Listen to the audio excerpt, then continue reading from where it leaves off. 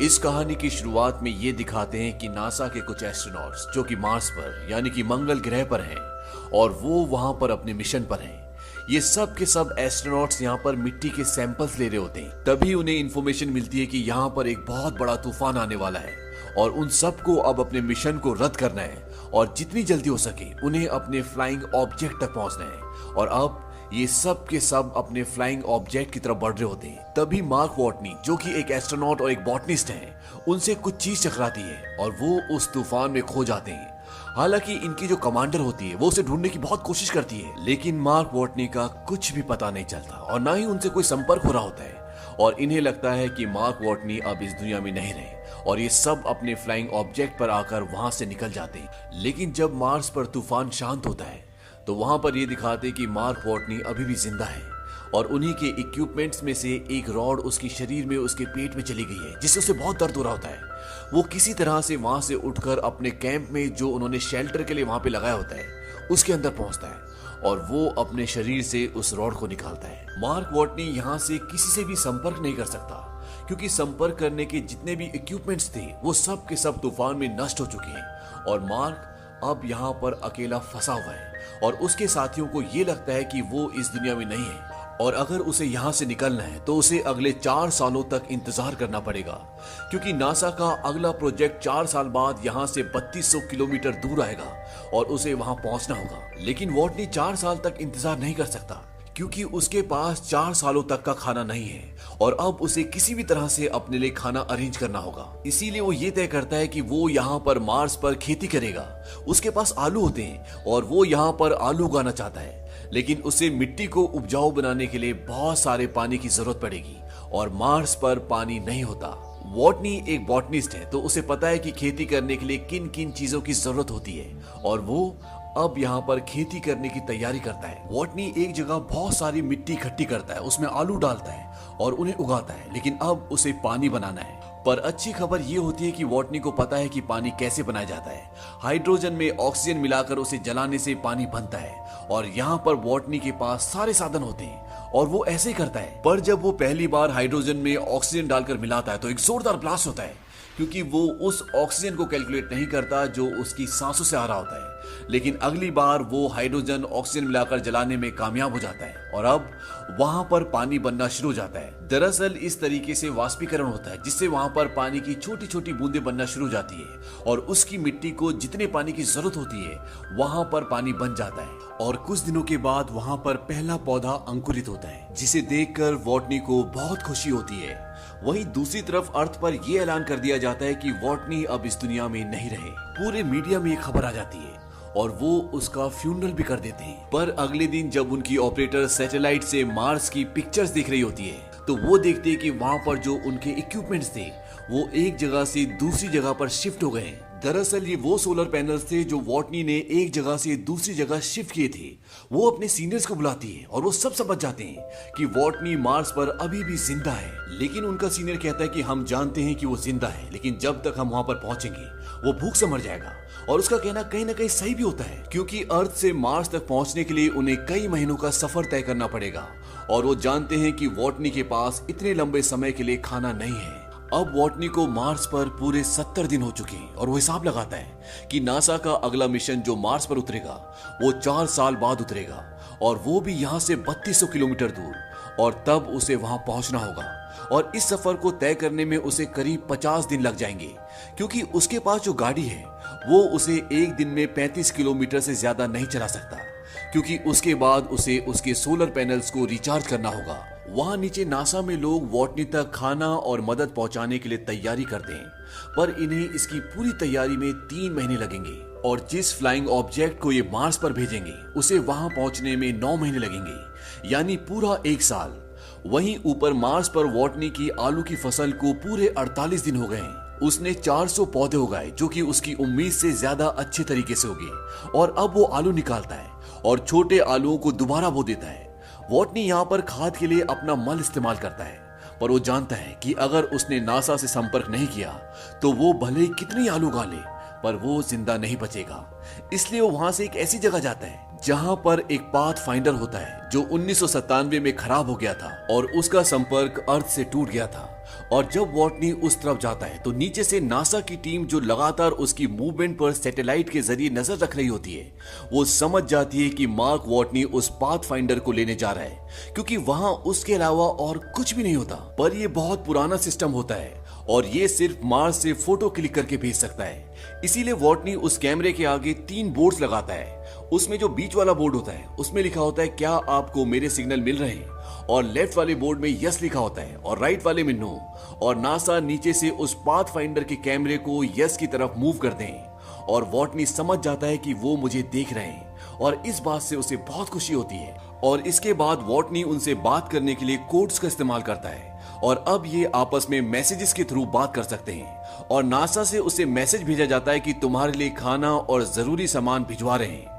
वॉटनी को यहाँ पर यह भी पता चलता है कि अभी तक नासा ने उसके क्रू को ये नहीं बताया कि वो जिंदा है, और जिस क्रू का ये मेंबर था वो अभी भी अंतरिक्ष में है और अर्थ की तरफ आ रहे हैं। पर अब नासा वॉटनी के क्रू को बता देती है कि वॉटनी जिंदा है। इससे उसके क्रू मेंबर्स को खुशी होती है और दुख भी।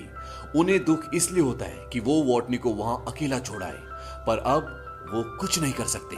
अब जब मार्स पर सब कुछ ठीक ठीक चल रहा होता है, तभी एक दिन उस जगह जहां पर उसने आलू उगाए हैं वहां पर एक ब्लास्ट होता है और उसकी सारी की सारी फसलें खराब हो जाती है। और अब वो दोबारा फसलें नहीं उगा सकता, क्योंकि जो वातावरण उसने वहां पर बनाया होता है वो सारा का सारा वातावरण नष्ट हो जाता है। और हिसाब लगाया जाता है कि वॉटनी के पास जितने आलू हैं उन्हें खाकर वो तब तक जिंदा नहीं रह सकता जब तक अर्थ से उसके पास मदद पहुंचेगी। यानी कि जब अर्थ से उसके पास मदद पहुंचेगी उससे पहले वो भूख से मर चुका होगा। इसीलिए नासा वॉटनी को एक मैसेज देती है और उसे बोलती है कि तुम्हें अब कम से कम खाना खाना होगा, ताकि जब तक तुम तक मदद और खाना पहुंचे तुम जिंदा बच सको। और वॉटनी ऐसे ही करता है। जो खाना वो एक दिन में 3 बार खाता था, अब उसे वो एक बार का खाना 3 दिन तक चलाना होगा। और नीचे नासा उसके लिए लॉन्च की तैयारी करती है, जिसमें उसके लिए खाना और जरूरी सामान होता है। लेकिन यहाँ पर उन्हें देर हो रही होती है, इसीलिए वो उसकी टेस्टिंग नहीं करते और उसे लॉन्च कर देते हैं। लेकिन वॉटनी की किस्मत एक बार फिर उसका साथ नहीं देती। लॉन्च होने के बाद रॉकेट आसमान में ब्लास्ट हो जाता है और इस बात से सब के सब डिसअपॉइंट हो जाते हैं, क्योंकि अब वॉटनी नहीं बच सकता। उसके पास खाना नहीं है, उसके पास कोई मदद नहीं पहुंचा सकता। और जब वॉटनी को पता चलता है कि लॉन्च फेल हो गया तो वो टूट जाता है और वो नासा को एक मैसेज करता है। उसमें लिखा होता है कि मेरे माँ बाप तक ये संदेश जरूर पहुंचाना। मैं हार नहीं मान रहा, पर हमें हर एक अंजाम के लिए तैयार रहना चाहिए। आप उनसे कहना कि मुझे मेरा काम पसंद है और मैं इसमें माहिर भी हूँ, और अगर मैं इसमें मर भी गया तो मेरी मौत के पीछे एक नेक मकसद होगा जो मुझसे ज्यादा अहम है। उनसे कहना कि मैं मुश्किलों से डरा नहीं, मैंने उनका सामना किया। वहीं नासा अब पूरी तरह से उम्मीद छोड़ चुका है, पर चाइना नासा की मदद करने का फैसला करता है, क्योंकि उनके पास स्पेस में जाने के लिए पूरी तैयारी होती है। और अब 28 दिनों में नासा चाइना की मदद से दोबारा लॉन्च करने की तैयारी करता है। अब यहीं पर एक लड़का होता है जिसका नाम रिच होता है और ये एस्ट्रोडायनेमिक में काम करता है। रिच नासा की टीम को वॉटनी को बचाने का एक तरीका बताता है। वो कहता है कि जिस स्पेसशिप में बाकी का क्रू अर्थ पर वापस आ रहा है, अगर वो अर्थ पर वापस ना आकर अर्थ का चक्कर लगाए और जब वो अर्थ के ऑर्बिट के पास होगा, हम यहाँ से ऊपर स्पेसशिप पर सारा जरूरी सामान पहुंचा देंगे और स्लिंग शॉट के जरिए उस स्पेसशिप को जिसमें आपके 5 एस्ट्रोनॉट वापस आ रहे हैं उसे दोबारा मार्स की तरफ धकेल देंगे। स्लिंग शॉट ग्रेविटेशनल पुल को कहते हैं, जिससे किसी भी यान को ग्रेविटी की मदद से अंतरिक्ष में किसी दिशा में भेजा जाता है। रिच कहता है कि जब उनका यान मार्स के पास पहुंचेगा तो उन्हें मार्स पर उतरना नहीं है, क्योंकि अगर ये मार्स पर उतरेंगे तो इनका ईंधन खत्म हो जाएगा और ये पृथ्वी पर वापस नहीं आ पाएंगे। वो उन्हें बताता है कि उन्हें मार्स पर नहीं उतरना, बल्कि वॉटनी एमईवी यानी एक फ्लाइंग ऑब्जेक्ट जो पहले से मार्स पर है, उससे वॉटनी को मार्स के ऑर्बिट से बाहर आना होगा और जब वो ऊपर आएगा तो उसे बाकी के क्रू मेंबर्स पकड़ लेंगे।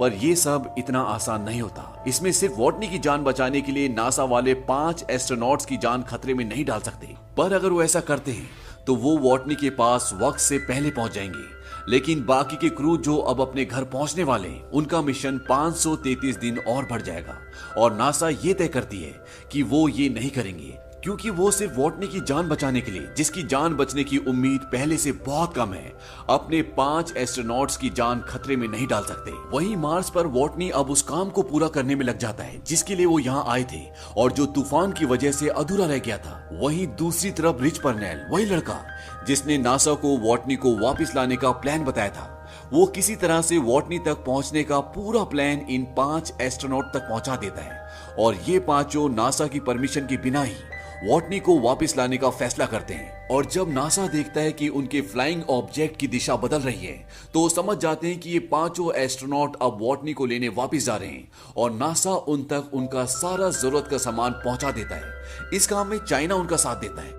वहीं मार्स पर वॉटनी उस फ्लाइंग ऑब्जेक्ट तक पहुंचने के लिए निकल पड़ता है, जिस पर बैठकर वो मार्स के ऑर्बिट से निकलकर उस यान तक पहुंच जाएगा जिसका नाम हमिस है, जिसमें वॉटनी के 5 एस्ट्रोनॉट दोस्त उसे लेने आ रहे हैं।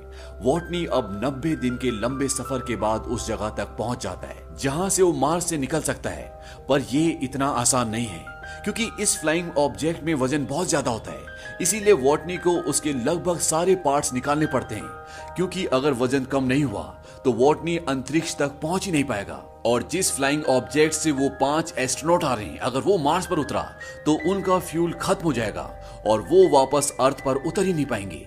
इसीलिए वॉटनी को अपने फ्लाइंग ऑब्जेक्ट से 5000 किलो कम करना होगा और वॉटनी को अपने फ्लाइंग ऑब्जेक्ट से सभी सामान को उतार कर बाहर फेंकना पड़ता है। और अब वॉटनी एक ऐसे फ्लाइंग ऑब्जेक्ट से अंतरिक्ष में जाएगा जिससे अंतरिक्ष तक पहुंचना बहुत मुश्किल है, पर वॉटनी को ऐसा करना पड़ता है।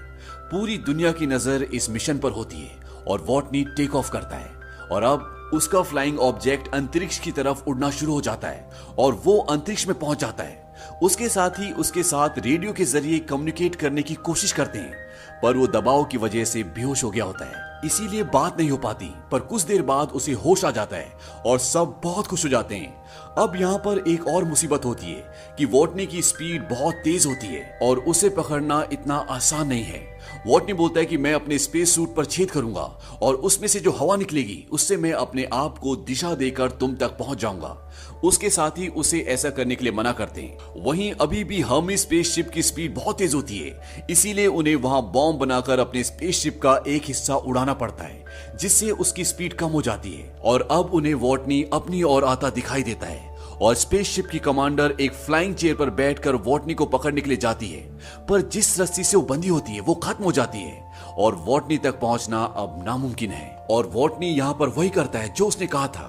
वो अपने स्पेस सूट पर छेद करता है और अपने फ्लाइंग ऑब्जेक्ट को छोड़ देता है और उसके स्पेस सूट से जो हवा निकल रही होती है वो उससे अपने आप को दिशा देता है और किसी तरह से वो अपने कमांडर तक पहुंच जाता है जो उसे चेयर पर बैठकर वहां पर लेने आया होता है। लेकिन जैसे ही वो उसका हाथ पकड़ने वाला होता है वो उसके हाथ से छूट जाता है, लेकिन जिस रस्सी से वो बंधी होती है वॉटनी उस रस्सी को पकड़ लेता है और इस तरह से ये वॉटनी को वापस अपने स्पेसशिप में ले आते हैं और वॉटनी की जान बच जाती है। और इतनी मुश्किलों का सामना करने के बाद जब वॉटनी अर्थ पर आता है तो वो एस्ट्रोनॉट्स का इंस्ट्रक्टर बन जाता है, जो उन्हें ये सिखाता है कि दूसरी दुनिया में दूसरे ग्रह पर जिंदा कैसे रहा जाता है।